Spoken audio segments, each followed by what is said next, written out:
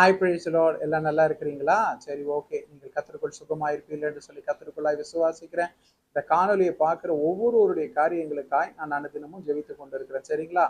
இன்றைய தினத்திலே நான் ஆண்டவரிடத்துல கேட்டேன், ஆண்டவரே, நான் எதை குறித்து பேசுவது உமக்கு சுத்தமா இருக்குது? ஆண்டவரிடத்தில் நான் விசாரித்த போது ஆண்டவர் காண்பித்த காரியம் மிகவும் வருத்தப்படுத்துற ஒரு காரியமா இருந்துச்சு.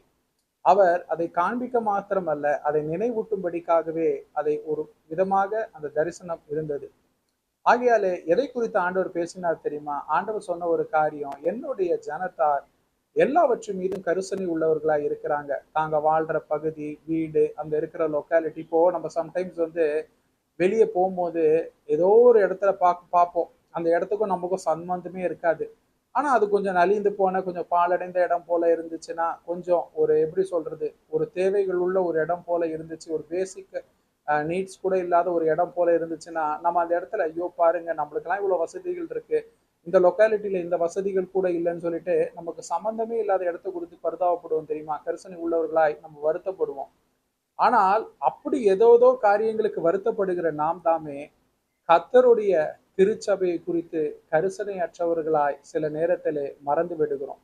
நீங்க சொல்லலாம், இல்ல இல்ல பிரதர், நான் கர்த்தருடைய திருச்சபையின் மீது கரிசனை உள்ளவனா இருக்கிறேன். நீங்க பாருங்க, நான் தான் ரொம்ப ஆக்டிவான ஒரு வாலண்டியராக நான் ஞாயிற்றுக்கிழமை காலையில போயிட்டேன்னா அதோட நான் மதியானத்துக்கு மேலதான் நான் வீட்டுக்கு வருவேன். காலையிலே போய் எல்லா காரியத்திலையும் நான் ஒத்துழைப்பேன்.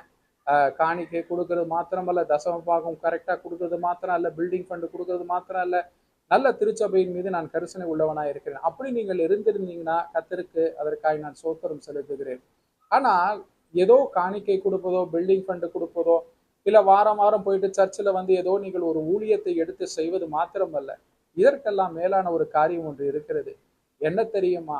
உங்களுடைய திருச்சபை, அதன் போதகர், அவருடைய குடும்பத்தினர், உடன் ஊழியக்காரங்க, அவங்க குடும்பத்தினர், உடன் விசுவாசிகள், அவர்களுடைய குடும்பத்தினருக்காய் கட்டாயம் நாம் கர்த்தரிடத்திலே ஜெபிக்க வேண்டும்.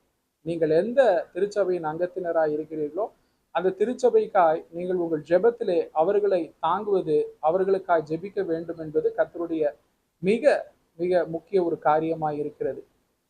எப்பொழுதுமே ஒரு காரியத்தை நீங்க நினைவு வைத்துக் கொள்ளுங்க. எல்லாவற்றுக்குமே ஏதோ ஒரு மானிட்டரி இல்ல ஒரு வாலண்டியராக இருப்பது, இல்ல ஒரு மானிட்டரி சப்போர்ட்டாக இருப்பது மாத்திரமே அல்ல. ஜெபத்திற்கு இணையானது ஒன்றும் இல்லை. திருச்சபையை ஆண்டவர் எப்படி சம்பாதித்திருக்கிறார் தெரியுமா?